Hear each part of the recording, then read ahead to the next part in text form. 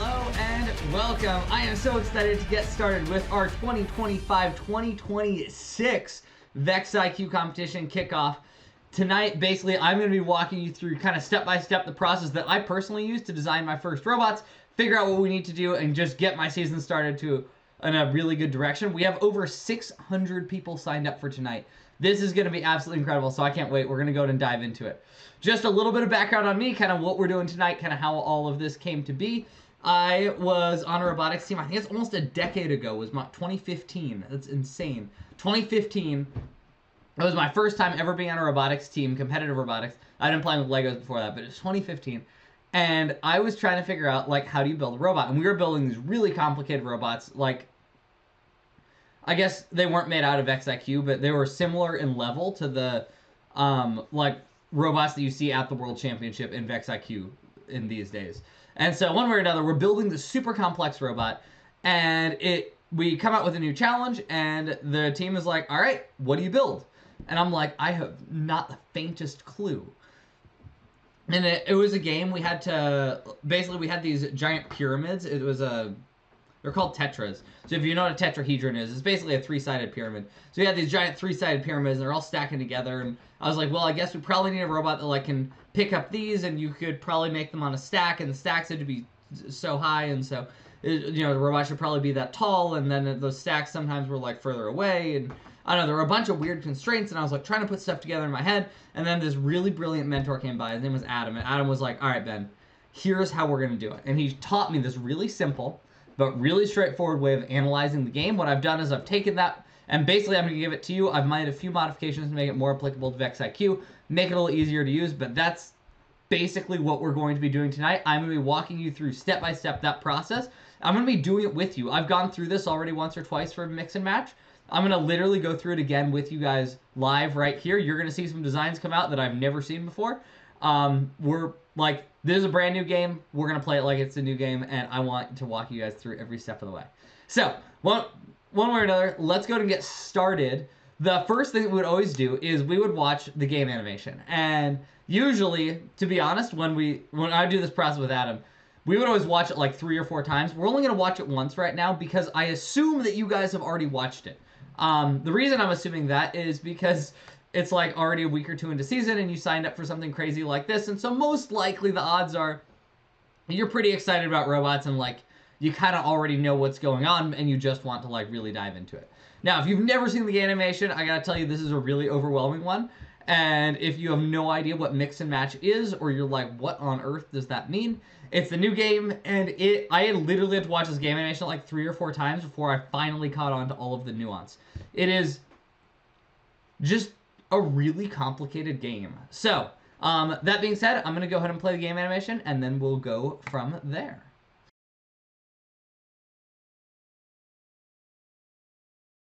Alright, so, it's a bit of an interesting game. Hopefully you'd seen that before. If you didn't, my guess is that you were like totally confused and amazed by the number of ways you can score points. So, what we're going to do is we're going to go ahead and kind of dive into what the game animation said. I've also read the entire rulebook. I literally just finished it like yesterday. It is 86 pages. It's the longest rulebook I think we've ever had in Vex IQ.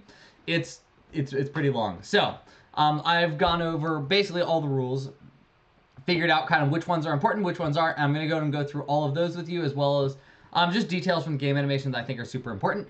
And then we're going to take that and we're going to use that to design a robot.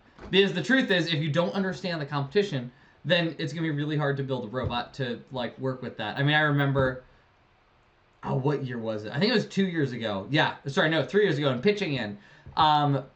Basically, you could score these balls in the goal, and that was worth tons and tons of points, or you could like try and do this climb thing, which was actually worth the same amount as a single ball in the goal. And I had one of my teams who didn't quite understand how the game worked, and instead of trying to score the balls in the goal, they said, all right, I'm going to build a robot that can only climb. Now, remember, that's as much as one ball. So, like, basically, he's got this massive robot. He called it a monkey. And it was a 2-armed robot. It had 2 arms. It would, like, grab one bar and, like, try and monkey bar up to, like, do this climb. But realistically, the climb was worth the same amount as if he had gotten a single ball in the goal during the match. So if he'd gotten 2 in, he would have doubled his score.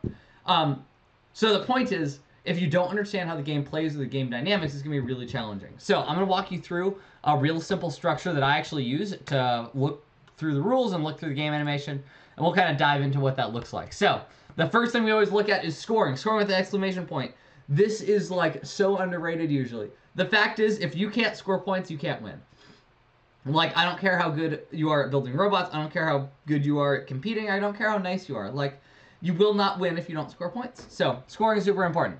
I do care how nice you are, by the way, but that's unrelated. We're also going to look at, for specific rules, we call key limitations and exceptions. So, if there's any rules that are weird or unusual, I'll kind of show you what those look like when we get there. Common disqualifications. So, basically, what are the most likely reasons that a team is going to get disqualified or get some kind of penalty? And then just like some weird field geometry stuff that I'll share with you guys that isn't super important, but just, you know, is good to have in the back of your mind. Field geometry, much more useful last year. This year, field geometry doesn't matter that much. Great. Now, let's go ahead and make this interactive. I am going to go ahead and enable chat. If you notice, chat was disabled. But I'm going to let you guys go ahead and send me a message and tell me, how do you score points and how many points is it worth?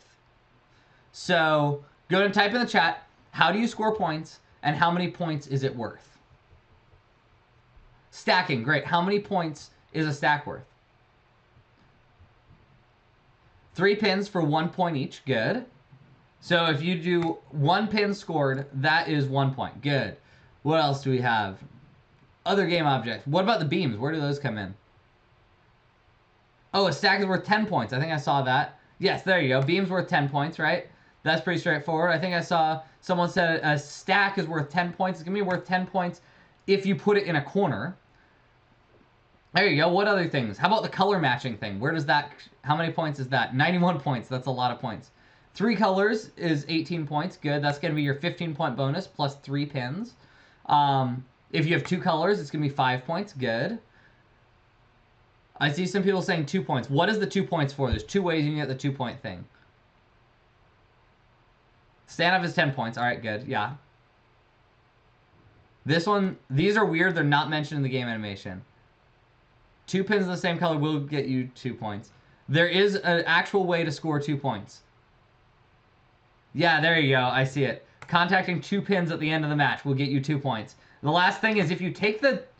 This is like... They didn't mention the game animation at all, but clearing a starting pin is also worth 2 points.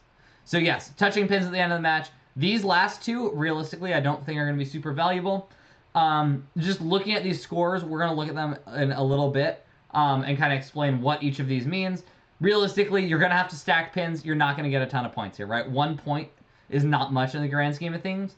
10 points, that's starting to look like it's actually worth something. If we're kind of over here, do you want a 5 or 15-point bonus? Obviously, we're going for 15. And then, let's see. This one, this is going to be super important to the 10-point bonus just because it's so easy to get. Stacking on the standoff goal, probably a challenge. This is going to be something that probably only happens at the high level of play. This is actually ends up hurting you. So if you touch your stack at the end of the match, I kind of think of these as like pity points. It's like you botched your entire strategy. Here's 2 points. And then realistically, I don't think this is going to happen a lot, but maybe. We'll see. For the most part, in terms of designing a robot, we're going to ignore at least this last one, and I'll explain, just like, take my word for it. I've read through all the rules. We're not going to design a robot that does this. We'll probably ignore most of them, but we'll talk through that in a minute. So, sweet. A few kind of distinctions I want to give you guys on how stacking works. This is what it looks like to be stacked. You're like, Ben, obviously, that's pretty straightforward. The thing that is not stacked, which is less obvious, is this. None of these pins are stacked. This one's obvious. You're like, bro, you tipped the thing over. This one, so the pins are stacked. That's fine. But you see how the beam is like slightly tilted? Even just a little bit of tilt is enough to make them say, no, that's not stacked. So this is not stacked. This one, these bottom things are stacked. That's pretty obvious. But do you see why these top pins are not stacked? Do you see it? It's because they're upside down, right? You have to have them sticking into that hole. Yeah, I mean, they are stacked, but they're not part of the stack with the beam. This is going to be worth 71 points. If you'd flipped those over, they would be worth 91 points. So getting like that additional, getting them flipped over is worth quite a bit. Another thing is you've got these 3 goals in the field. they have limits on the number of things you can put in them. The red goal can only hold, sorry, not the red goal. The square goal, this little tiny one in the corner, that can only hold one game piece, or one piece. This one can hold up to 3 pieces. This one can hold up to 4, plus one more up here, so a total of 5. If you try to put more in, they just don't count. So like this one especially, like you could probably fit 5 in here if you kind of made them a little cozy. That's not going to count. You only get credit for 4. And realistically, I think the easiest way to do that is to put it like in the way that it seems. This one, you're like, why does this one hold so much more than this one? Look at the size of it. You see these lines on the field? Those are the same as these lines. So like this goal is just much bigger than this goal. That's why it holds more. Actually, it's twice as big. And then it's a triangle. So it's like, it's actually twice as big. So, yeah. Let's see. Last thing is beams are wild cards, basically. All of these are triple stacks, meaning this is, or sorry, all 3 color stacks. So this is a 3 color stack, right? You've got red, blue, yellow, or red, blue, orange. This one, the beam is acting as red, blue, or sorry, here's your red, your orange, and the beam is blue for this. It's red here, and then it's blue over here. Same is true over here, and then the same is true over here. It's able to, like, be multiple colors, so it's a wild card, but I called it a wild card because it could be, like, multiple wild cards. Pretty fun. Basically, the point is, if you're making stacks with beams, they're kind of OP. Why are they so good? The answer is probably pretty simple. The answer is that beams are probably really hard to handle, and also flipping those pins over to get them into the stack is a little bit challenging. All right, this is the thing I told you guys I would tell you a little bit more about. Basically, what are key limitations and exceptions? What are weird things that are unique to this year? I'm going to go and throw chat open again. What do you guys think? What are the weird things that might end up showing up this year? Just give you guys kind of some stories. Back last year, Rapid Relay, we had a massive size box. If you remember, it was 72 inches long. It was 6 feet long. 73 inches, I'm sorry. What special restrictions do you have this side? How about size box? What is size box this year? Who knows? You go and type that in. Yeah, there you go. You got it. 11 by 20 by 15, so it's much smaller. What are restrictions on expanding? Can I expand outside of size box once the match starts? The answer is yes, vertically, no horizontally. So you can get as tall as you want as soon as the match starts. You cannot get any wider. If you start smaller than that 11 by 20 footprint, you can expand out to 11 by 20, but you can't get any bigger than that, basically. You start 15 tall, you can get as tall as you want, though. Other things that are worth knowing, there's no pin limit, so like I can hold 20 pins if I want.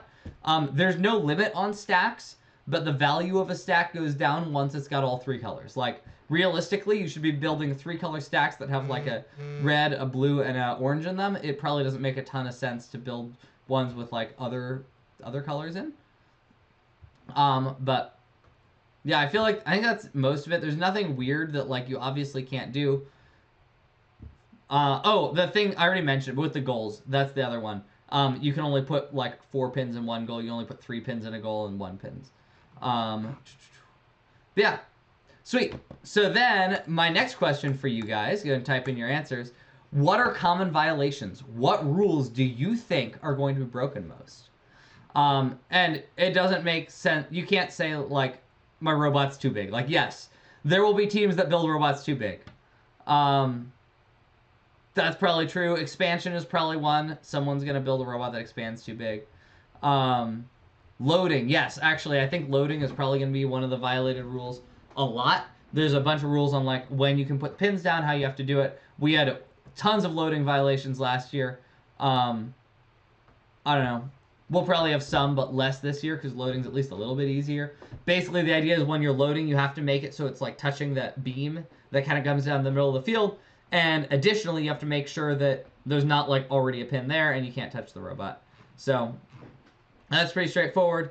Other things that I said, I think someone said it, being late, basically, if you no-show a match, obviously you're going to be, you're going to get disqualified from that match. You're not going to get points. 2 student teams are going to have a really rough time this year, by the way. Basically, Vex has really been pushing 3 student teams. If you have a 2 student team, it is going to be really hard to like be good because you need that 3rd human loader. The drivers are legally not allowed to be human loaders. Something else is if you are able to have a 4-person team that is going to be super valuable because that means if you play with another two-person team, now your students can be loaders on both sides. That way you can make sure you get all the colors of pins. Because if you're trying to make a bunch of, say, 3 stacks, and you're missing red pins and you cannot get red pins on the field, you are going to have a really, really hard time. So having like a 4th student might be valuable. Or say you have 5 teams, you could have 1 student from another team come in and play. So that can be useful. Realistically, I don't think there's anything super obvious. Kind of my favorite, like, obvious one from the past was, if you guys remember full volume, basically we had a bunch of blocks and we were like trying to dump them in.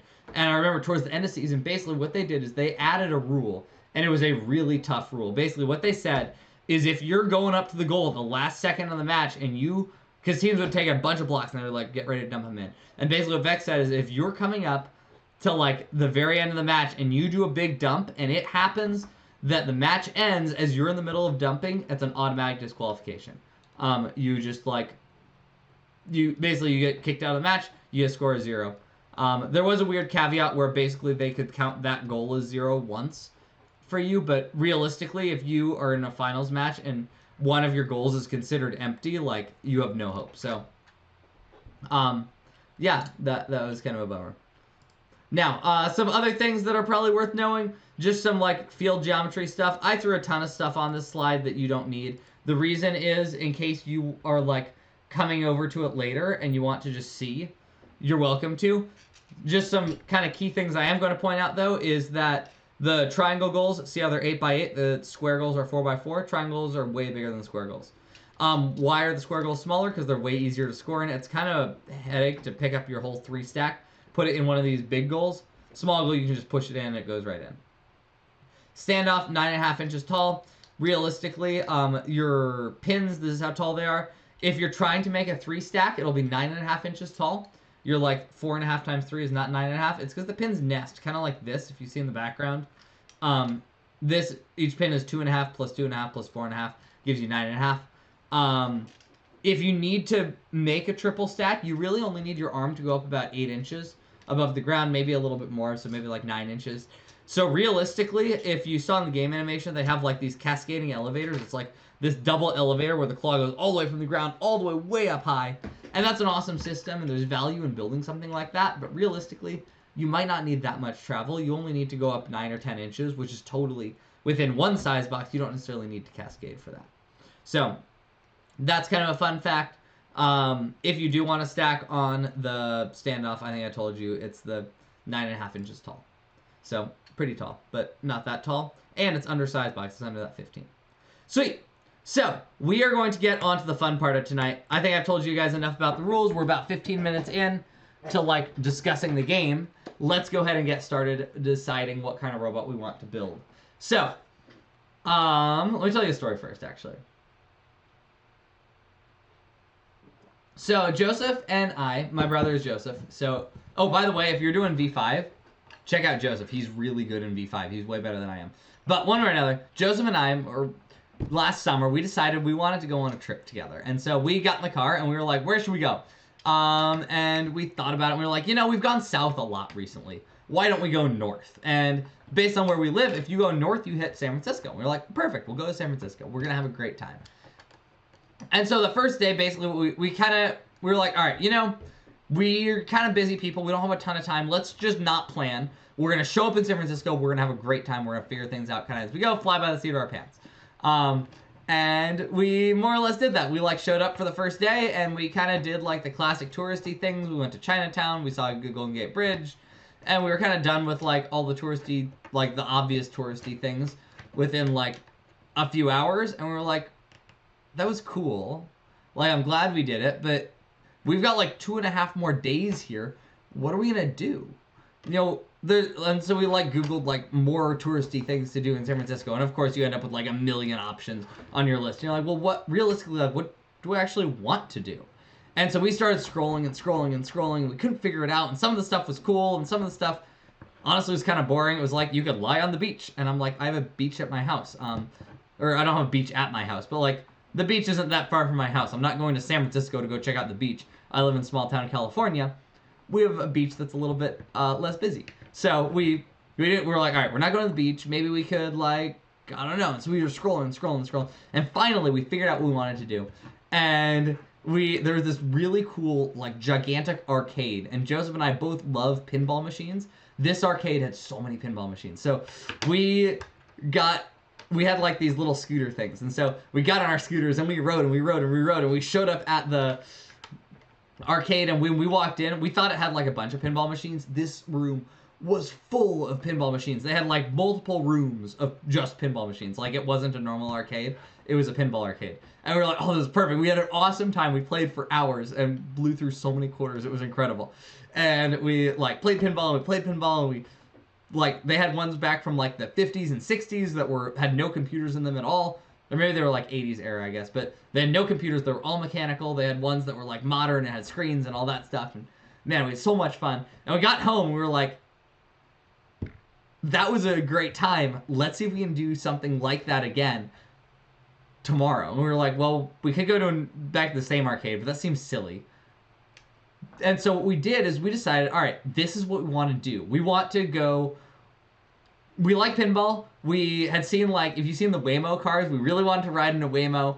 It's a fully self-driving car that doesn't have a driver. It's kind of creepy, but also kind of cool. We were like, all right, we want to probably like play some like 80s, 70s, 60s era arcade style games. I think that'll be fun. We wanted to ride in a Waymo, and we were like, you know, it would also be really cool, an all-you-can-eat sushi buffet. We've always wanted to try one. There's none in the small town that we live in, and so we're like, we're gonna do that. And so we set our intention. And the next day we had like probably our most fun day in all of San Francisco, because we found like this incredible arcade. We actually found 2 different ones. They had games that I didn't even know existed from like the 50s and 60s, and they were incredible art and like design. They had no intelligence to them, but they had found a way to like make these really cool arcade games with like no computers and all like mechanical stuff. And so like that was super cool to me, and I was like loving that. And I had like literally the biggest dinner I could ever remember having. We ate 11 sushi rolls in a single night. It was incredible. And we rode our Waymo home and just, yeah, had an awesome time. But the point is, the reason it was such a good day is because we'd set an intention. We figured out, this is what we want to do. This is the kind of the outcome we're going for. And we flexed. Not everything went to plan. We didn't ride the Waymo when we thought we would. We ended up, I think, in a different part of town at one point. We had some friends show up at one point. It was lots of fun. But the point is, we had some kind of high-level goal. And we were like, this is what we're going for. And then it led to a really, really fun trip. And in robots, you're wondering, how on earth are you tying this back to robots, Ben? In robots, we do the same thing. The way to build the best robot is have some kind of intention of what you're going to do. And so we do what we call setting robot goals. And robot goals can look like anything, but just some kind of examples of robot goals that I've used is a simple high-scoring robot. I want to build a real simple robot that I can build in, I don't know, a few days probably. But I want it to score quite a few points. I want, in this game, probably, I don't know, like over 100 points in a match. Maybe I want to design a robot that's better than that. Maybe this robot will take a little longer to build. I want to be able to win a tournament. I want to be the one who ranks first, does well in finals, actually gets the best score in finals, and takes home the trophy and qualifies for the state championship. I want to win a local tournament. And maybe those aren't the goals you want. Maybe you pick a different goal. Maybe you're like, I just want to have fun. Maybe I want to make it to finals. Maybe I've never gotten this far before. I just want to be in the finals. Maybe I want to be the only one. I want to solve the challenge uniquely. I want to be the only one with a robot like my robot at a competition. Maybe you want to win states. You want to get to worlds. Maybe you want to win the world championship. That's in here somewhere. I don't know where it is. Maybe you just want the robot to work. Maybe you want to score points because you've never done that at a tournament. Something always breaks. Maybe you just want your robot to look cool. Whatever it is, you want to be clear on kind of what your plan is, what you want your robot to look like. And so, just like for tonight, I am going to pick 2 of these goals, and I'm going to kind of show you how I design for them. You get to pick your own goals. So I'm going to design for you guys one simple high-scoring robot. This will probably be one of the next robots that I actually build. And then I'll design one to win a local tournament. This one will be kicked down the road a little bit. But this one's going to have something on it that's better than just like your average simple robot. It's going to have some ability to score even more points. So let's go and see how we want to do this. In general, both of these are what we call point goals. So I'm going to look at how you score points. I already told you guys that, like, we're going for the high point things. So something that just scores us, say, 2 points, That's not going to get us a lot of stuff. I'm interested in like the 10 and 15 pointers. Stacking beams looks like it might be valuable. 3-color stack, that's the highest point. That's a 15 pointer. I certainly want that. And then this one looks super good also. This is a 10 pointer, but I'm hesitant. And the reason I'm hesitant, you can obviously disagree if you want. Reason I don't like this one is because there is only one thing that you can get on the standoff goal, right? There is a single standoff goal. If there were like 10 standoffs, I would very highly consider going for this. But because there's only one, it seems hard to justify building a robot that's really good at scoring on the standoff goal. If that's like an added bonus that I kind of get for free, that's fine. I have no issues with that. But I don't want to build a robot around something that I can only do once and it's only worth 10 points. I would much rather spend that time that I would be scoring here building myself another 15-point stack. Sweet. So I'm going to go ahead and build a robot. What is this robot going to do? Actually, let me ask it a different way. What can this robot do? I'm going to go and throw up in the chat again. What things might you want your robot to be able to do? Go ahead and type it in the chat. Oh, there you go. Chat. Go ahead and type it in the chat. Do you want to score? Be specific. Do you want your robot to drive? Do you want to be able to pick up a pin? Do you want to be able to stack a beam? Be specific. What do you want it to do? Here, I'm going to go and... Oops. I'm going to go and type these in. I have to be on the right slide, though. There we are. So, all right. What do you want it to do? We want to be able to drive. I saw that. We want to score beams. How about scoring pins? That is probably a good idea. This isn't obvious. Is scoring and picking up the same thing? Probably not. We also probably want to pick up pins. You're right. And then, obviously, the logical follow-up to that is pick up beams. All right. What other ones do we have? Let's see what we've got. Oh, my. I got so many things. Flip the pins. Good. So, flip the pins. Color code the goals. I'm just going to say score in the goals. Those are like the corners and the center goal. Stacking. Yes, we want to actually be able to stack the pins. We don't just want to be able to pick them up and like score them. Drive faster. Good. Let's see. What other things do we have? Autonomous. We'll do that later. We're assuming that if you can score pins, you can probably score all 3 colors of pins. There's nothing else. Let's see. Color code goals, skills. So maybe like automatic color sorting. That would be kind of cool, but maybe a little unnecessary. Be able to flip the pins. We already have that one up here. So we can score them upside down. Ooh, lift onto the standoff, right? Let's see, what other things might we want to do? A 6-axis claw, that's crazy. Drive. I've got a list here just to make sure that I've got everything. I'm gonna say, this one, where is it? Score pins, stack pins, 3 high, because I want to make sure we can get a 3 stack. Oh, the one thing that we didn't say is, how about clear starting pegs? I feel like that's most of them. There's lots of like little things you could say. Flipping beams is unfortunately not helpful. Flipping pins is probably good. But, I don't know, that seems pretty reasonable. I think I like that. Alright, so I made a list kind of similar to this. I think the only thing I don't have is automatic color sorting on my list. I'm going to pull that one off.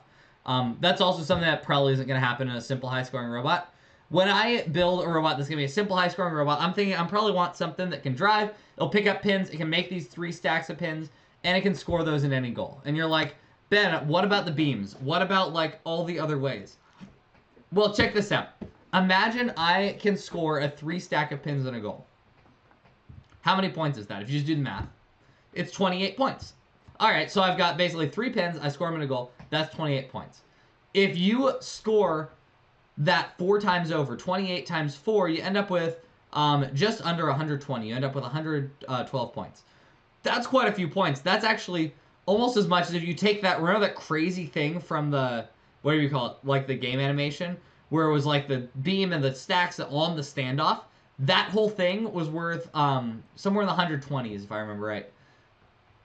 You had 112 points just by scoring 4 of these like little stacks of 3 pins. My guess is you could do that pretty fast.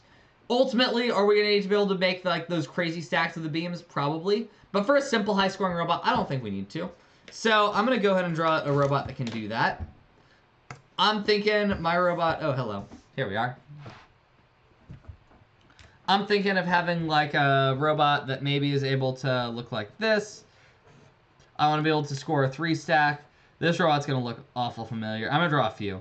This one is more or less like what I have already. It's going to have some wheels here. The pins are like right here. And then it just is able to kind of make a stack of pins up here. And so this goes like up and down. And then as it sucks up a pin, like the next one comes in. This robot you probably have already seen. This one is called a Pinhead. Another robot that I might design is, maybe I want something even simpler. I'm just going to have an arm. Here, this is like a pretty obvious robot, but I'm going to have like a little claw doohickey.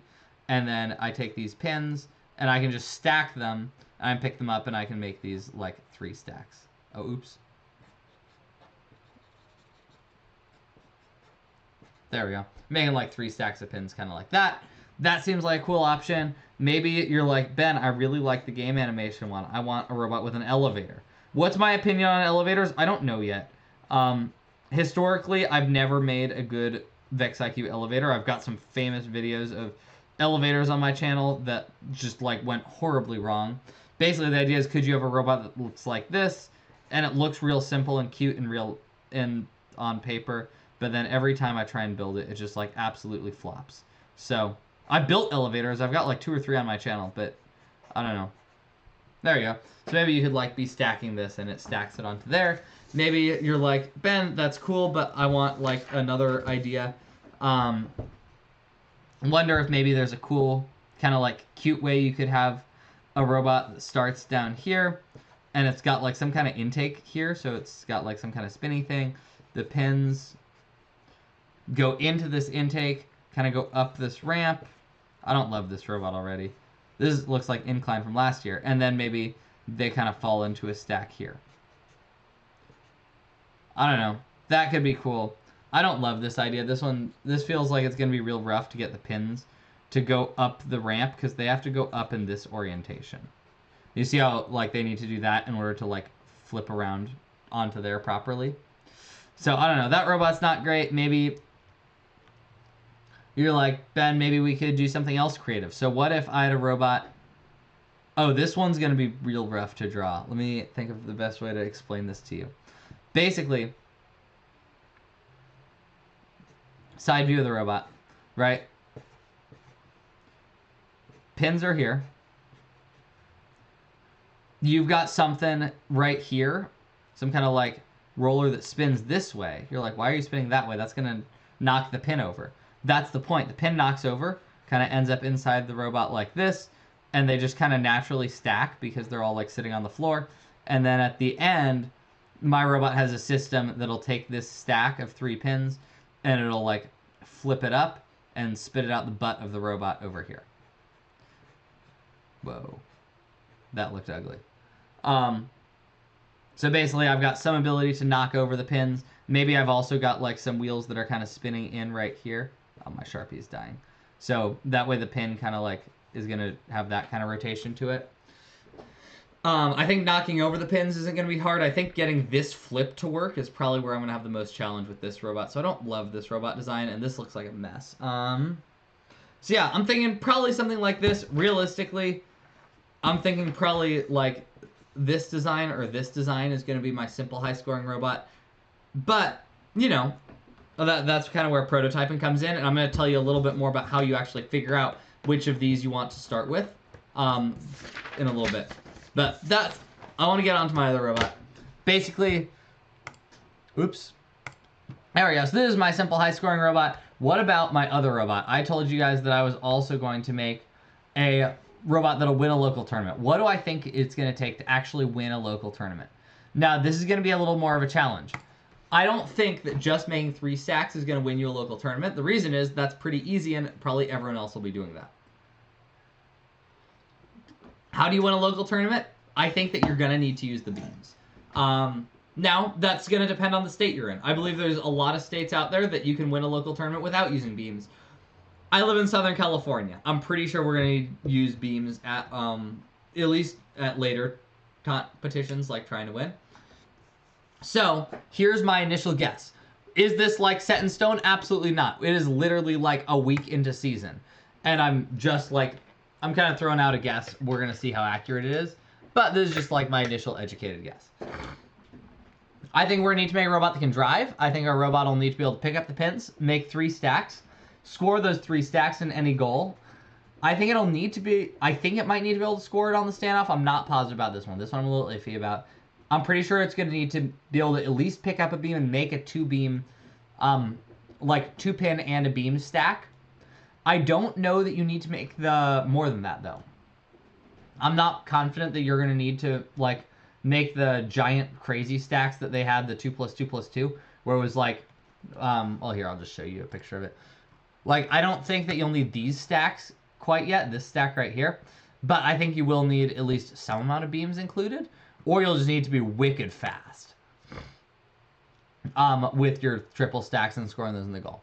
So, let's go and design that robot. I'm not entirely sure how this is going to go, but basically I need to make a robot that can pick up and score beams and at least make this, oops, I'll show you my desk. I want to at least make a robot that can make this kind of beam stack is my initial thought. And I'm like, beam across the top. I'm not going to worry about these pins. And you're like, Ben, why do you not care about those pins yet? These pins are all right side up. Do you see that? The pins up here have to be flipped. And you're like, it's not that hard to flip pins, but it really is. Flipping a pin over inside your robot. All right, knocking a pin over is not hard. But taking a pin and specifically rotating it 180 degrees and setting it down is much harder. Like, it's not hard to take something that's just like sitting there and knock it over. Oops, that didn't even fall over. But if I want to take something that's sitting there, pick it up, flip it exactly 180 degrees and set it down, that's going to be much more of a challenge. So, I'm going to hold off on that because I think that I'll be able to make a robot that can still win a state championship just using this kind of stuff. But let's see. And it's also totally possible, a caveat, this is possible that just building 3 stacks without the beams will be plenty. But I'm thinking, all right, maybe I want a robot that can do beams too. I'm going to start with kind of a similar concept to before. I've got like, oh, I don't know, some kind of doohickey here. I really like this like wheelie thing. So these wheelie doos that are able to pick up, these are like spinning, by the way. So these are like spinning wheels. And the idea is you've got your pin down here, and then you're able to stack up some pins up here. And it really quickly is able to just like drop down on top of the pins and pick them up and build a stack. I think there's probably a better way to do it. I think maybe there's a passive way to do it, so I would check that out as well. This robot isn't able to score the beams though, so for now, this looks ridiculous. All right, here comes like a little claw at the back, and this guy is able to score beams. Whoa, that didn't make any sense. I'm not going to do that. Hang on. Watch this. This is what I actually want to build. There we go. Stick. This like awkward long arm. Here's one thing. I'm going to say this is a passive way to pick up the pins, and so they kind of look like that. And then here's another one. Whoa, that's huge. These pins are like oversized. They're super pins. But basically, it's got like some kind of loop that goes around the pins that only lets them go up. And then I've got either a motor or pneumatics that just kind of lets them fall out when it's time. But they've got kind of like a little one-way thing here and probably like a little funnel that'll help get them in. On this side, I've got myself a claw, and this claw is meant to hold those beams.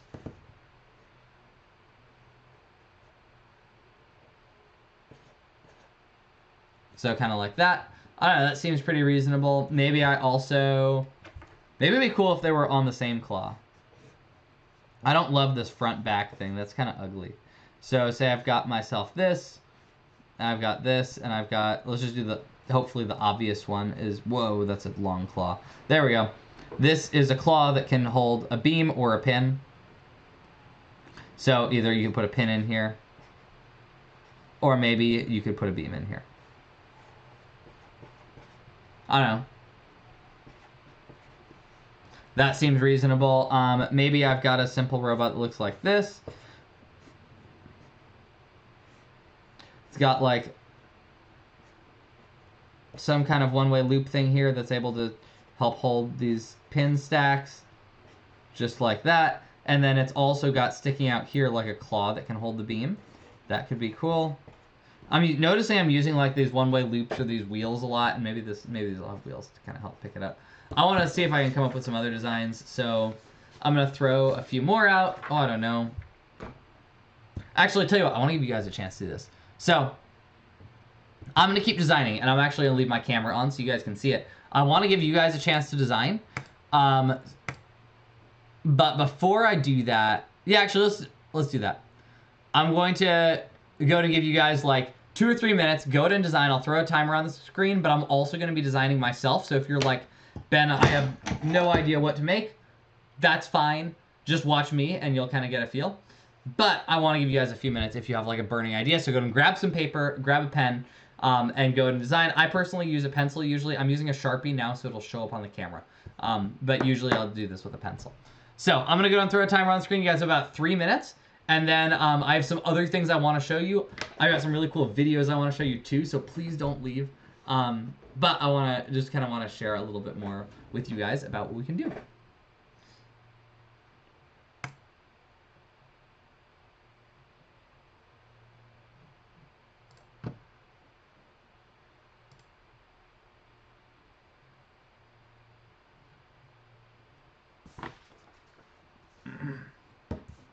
All right, I'm gonna be quiet. I'll let you draw, but you got about 3 minutes. Draw fast.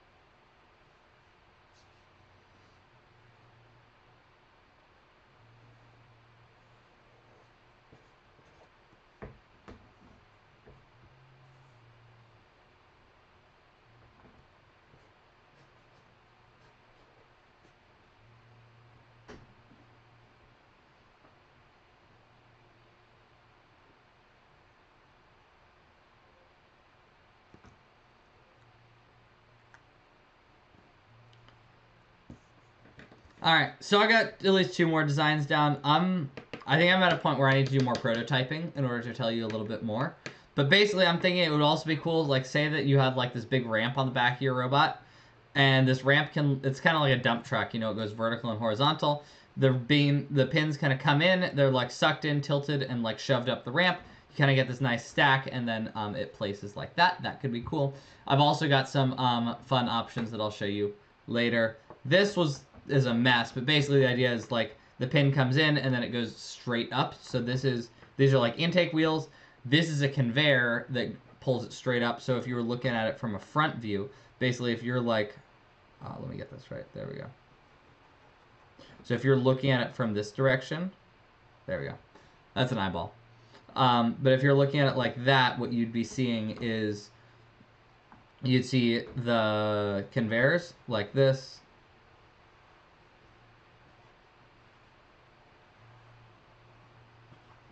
And then you'd see these wheels on the bottom. And the reason I'm drawing them as rectangles is they're obviously round, but this is a side view of the wheel. So the wheel is spinning this way. And the pins would kind of come in here. They'd be sucked in by those wheels, and then they would climb. So they'd be sucked in, which is going to be kind of that direction, and then they would climb straight up. So, bit of a weird system. I'm not confident this is going to work, and realistically, I drew it like sticking out of my robot. This, for CG reasons, this needs to be in the middle of the robot. So realistically, the robot's kind of like right here. So, I don't know. I don't love this design. I'm probably going to play with it because it's fun. This one, I've been not having a ton of luck with either. I've already been playing with it, and I don't love it, but it doesn't mean it can't happen. It just means I haven't gotten it yet. Sweet. So, I would love to see a number of you guys' drawings. We're going to do that in just a minute here. I also want to show you guys, I have some really cool videos I want to share with you guys of robots from previous years that I think might be really applicable. So, I'm going to send you guys, I want to show all of those to you guys. One thing before I do, though, is basically as I do these sessions, usually every single year at the kickoff, there's a few really big questions people leave with, and I want to answer those. The biggest question is like, that looks great, Ben, what robot do I build? And the answer is like, go through this process and then go through prototyping, which I'm about to kind of show you what that looks like a little bit, and I'll give you a bunch of resources so you can do it more. And that's just kind of going to slowly guide you. Realistically, you're going to build the wrong robot the first time, and that's fine. The best teams, I was talking to someone, the best teams rebuild usually over a dozen times during the entire season. Some rebuild 20, 30 times. That's fine. Lower level teams only build like 1 or 2 or 3 times, and that's fine too. Just know that the more times you rebuild, the better you'll get because of how iterative Vex is. So that's kind of a thing. Additionally, if the other question people usually leave with is, all right, Ben, I've got some idea. You know, I liked this idea. Maybe I don't love these ideas. Maybe you liked this idea, and you're like, Ben, I saw the robot on your YouTube channel. It looks awesome. How do I actually build it? Or I have another idea. Hopefully you're not just copying mine. You're like, Ben, I have another idea. How do I actually build it? How do I build some of these kind of crazy designs? And the answer is there's a bunch of resources. So there's a bunch of good stuff for free, but then I've also created some really awesome courses that really are going to kind of walk you through step by step what that looks like. So I'm just going to kind of show you what that looks like, and then if you guys want, I'll send a link in the chat and you can sign up. So I've got tons and tons of courses here. This one I think is the best one. Actually, specifically for what I want to show you, I'm going to show you this. So this is robot construction. This one is from last year.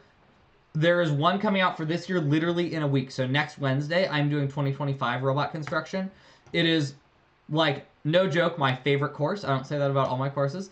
This is, like, actually my favorite course that I teach. It's basically how on earth do you actually build a robot.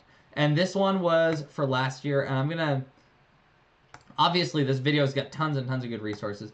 But one of the really cool resources it comes with is this. It goes through this stuff in detail.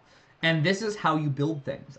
There was this team that I was trying to teach. They'd never built, like, not from instructions before. And I was able to actually literally use this PDF and these drawings. I was like, all right, guys, let's go to build a drive base. Let's do the middle one. And then they built a middle drive base. And if you zoom in, it follows the green box on the student center policy, so it's totally fine to do this. But the idea is you're like, all right, what does a drive base look like? And then you show a picture of the drive base, and you say, all right, this is what a drive base looks like. Go in and make your own now. And then the students would take it and they'd modify it. We needed like a 20 by 20 drive base because it was rapid relay. 16 by 16 was too small.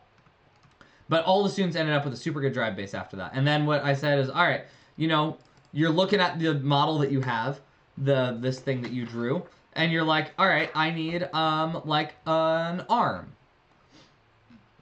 Or I don't know if we had arms. I think we had arms this year. Arms are towards the end, though, because... Oh, no, they're not here. Because there were no arms in Rapid Relay, I didn't cover arms. But maybe you say, then I need, like, this intake thing, this rubber band roller. And so then I've got details on how do you build a rolly grabber. And so that's kind of what this is. And you can show this to your students. I've got tons of resources that explain exactly how do you build something like this. What are the different ways you can pick things up? Why is this better than this? Or vice versa. Why are some of them worse? Sometimes this is the right mechanism to pick it up. And actually this year it might be. We'll have to do some testing. Talk about different claws. We talk a ton about specific claw designs and best ways to pick up things. Claws are really interesting. Last year we talked about flywheels. This year we're going to be talking a lot more about arms and elevators and how to pick things up, because we're not going to be shooting these pins most likely. And talk about picking up things of different sizes. The point is, it's got like everything that you need in order to build a robot for Rapid Relay. So if you want to join me for that course, usually I sell it. And this year we're going to actually try something totally new. So I am going to drop you guys a link in the chat. Where did it go? I know where it is. It's not there. It's right here. Come on. My computer's like having a fit right now.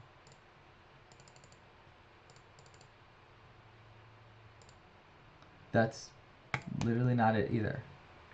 Wow. All right. My computer's like quite angry with me. Give me just like 20 seconds. Basically, I'm going to drop this link in the chat. Instead of giving you guys access, basically, instead of having you sign up for each course, I had a bunch of people who were like, hey, Ben, what if I could like just subscribe for what I needed rather than like having to individually sign up for every single thing that I want? And so I was like, that's actually a great idea. Why don't we do that? And so what I've done is I've created a membership system. What you guys get to do, I'm actually going to give you guys like a free trial of it. So you guys get 90 days free. So what I suggest you do is at least like sign up right now and take your free 90 days. Because if you don't take them, they're going to disappear. I'm going to throw it in the chat real quick. There we are. And so you go click that link, sign yourself up. I will first you'll get access. You get access to a bunch of things. I'm just going to show you real quick what this includes. If you want to join me for it, basically, if you sign up for this membership, the first thing you'll get is you're going to get access to all my resources, all my live classes. Anytime I teach a live class, you will get access to that. I'm also going to give you guys access to my favorite course, Robot Construction Fundamentals. So if you, I don't know, say you signed up for, you sign up for it now, I will give you access in a week. You'll be able to come live and you'll get unlimited access to the recording of Robot Construction Fundamentals for 2025. You'll also get access to my all-in-one mastery course. This is like, honestly, my favorite course that I teach.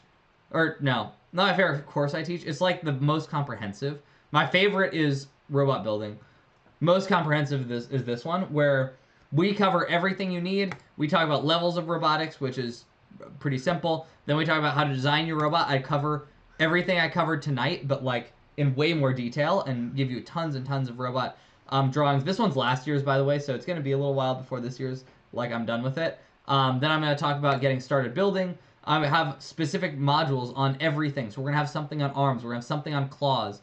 We're going to have an entire video dedicated to how do you actually pick up and stack these game pieces. We're going to have all kinds of details like that. I also usually will include, this one's not, I'm not hitting play, so you're not actually seeing what's happening. There we go. I'm going to give specific robot explanations. So like, for example, here's one on Superlink. Maybe from last year, maybe you wanted to build a more advanced robot. I've got detailed robot walkthroughs of basically every robot that I build. Here's another one. Come on. So you'll get access to this as well. Oh, wow. My computer's just upset. There it is. Hey there, Ben. I don't need you guys to listen to me. This is kind of just a walkthrough, though, of like, all right, how does this robot work? How do flywheels work? We talk about how you program your robot. I've got tons and tons of resources on how to program. And then if you're like, all right, Ben, when I go to sign up, I see there's 3 levels. Here we go. Like, here's, whoa. Here's, for example, how to code like a catapult. And I'm walking you through, where is it? There it is. I'm like literally walking you through how to build the code and what everything does. And then I have details on like all of those. If you're looking at it and you're like, wait a minute, what do all of the different levels do? You can read it. Basically, if you just sign up for basic, you get access to all the live classes. You'll get a recording for robot construction, but you won't get the recording for everything.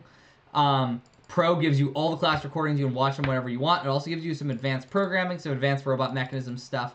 And it'll give you the PID course, which if you're trying to do PID, this is like absolutely critical. And then Premium just gives you absolutely everything. So basically when you log into my account, and you kind of see like what all of this stuff, where is it? When you see like all of these courses, you'll have access to everything except for the summer camps. Oh, and this, because this is retired. This doesn't exist anymore. It's only on my account still. No one else has it. But you'll have access to all of these courses, and I'll just give you everything from last year. I'll give you everything from this year. And then if you email me and you're like, Ben, I signed up for Premium, but I really, really want like even more. Maybe you want like this random course I taught back in 2020 and you have Premium. I'm happy to like give you access to that as well. And I've got some good legacy courses that are like available nowhere except for if you like buy this and ask for it. Like I've got one, for example, on engineering notebooks. I gave a whole course on how to like talk to judges and do engineering notebooks at one point. So I can give you access to that. I have to go find it. But yeah, so if you guys are interested, I sent the link in the chat. Oh, no, I didn't. Zoom, come on. That's super awkward. There we go. Now I've sent the link in the chat. And I'd love to have you guys join me for it. It's pretty, I don't know. I think it's really worthwhile. What I suggest you guys do, because it's got a 90-day free trial, basically I'll give you all of summer for free, and then you don't actually have to start paying for anything until you get into like fall. What I suggest you do is try it, see if the stuff works for you. If you're like, hey, this was useful but not that useful, then I don't know, throw it away. If you're like, wow, this is super useful, I'm using it with my teams every single day, this is like the curriculum that we're building things on, then hopefully it's worth, you know, $15 a month. So I don't know where it lands for you. I'm going to give you guys the option to sign up, and you guys I would love to see you guys there. I did promise you guys some more videos, though. So let's dive into that. So, all right. Basically, the idea is this year we're making 3 stacks. And the fact is, this is not the first time you've had to make a triple stack of anything in VexIQ. Last time we had to do it is in this year, which is Rise Above. So this is a video of my best Rise Above robot. It could score literally 9 stacks in a minute, which I think if you get 9 stacks scored in the goal for a single robot in a minute, like you've owned this match probably. Just for reference, what is it? 9 stacks. You're at like 250 points or so if you get that this year. So I'm just gonna kind of play this video. Basically, you see we've got obviously very different game pieces. You pick them up differently. You've got these like massive claw. But here he goes. He's trying to like stack these things up. Oh, it's got my watermark on it. Oops. I used to put my website on my videos. I don't anymore. That's okay. Come on, keep going. So here he is. He's just got like this double claw, which is kind of interesting, where he like is able to pick up 2 game pieces at once in a claw. And then he's got a little tiny claw on the bottom. But for the most part, he's just kind of shoving the things in. There you go. You can kind of see him doing a little shove there. I think he just pushes this guy in right there, and then now he's got a stack on top of it. And then, oh no, there's 2 stacks left. He's got 11 seconds. He'll totally make it, though. So watch this. He grabs this one, grabs this one. This robot does have like a little cute arm on the bottom. So lift that stack up, stack it, and we're very excited we got it. So that's one option. Maybe we'll have like some kind of double arm system that can hold like 2 in 1 claw. I don't know.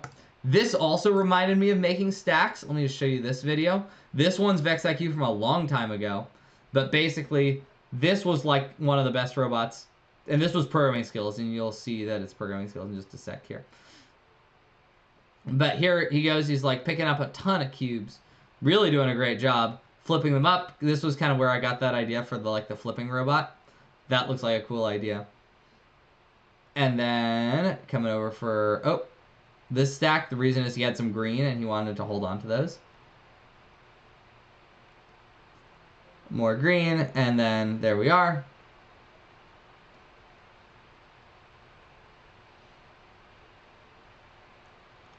Beautiful. And then he's got this blue.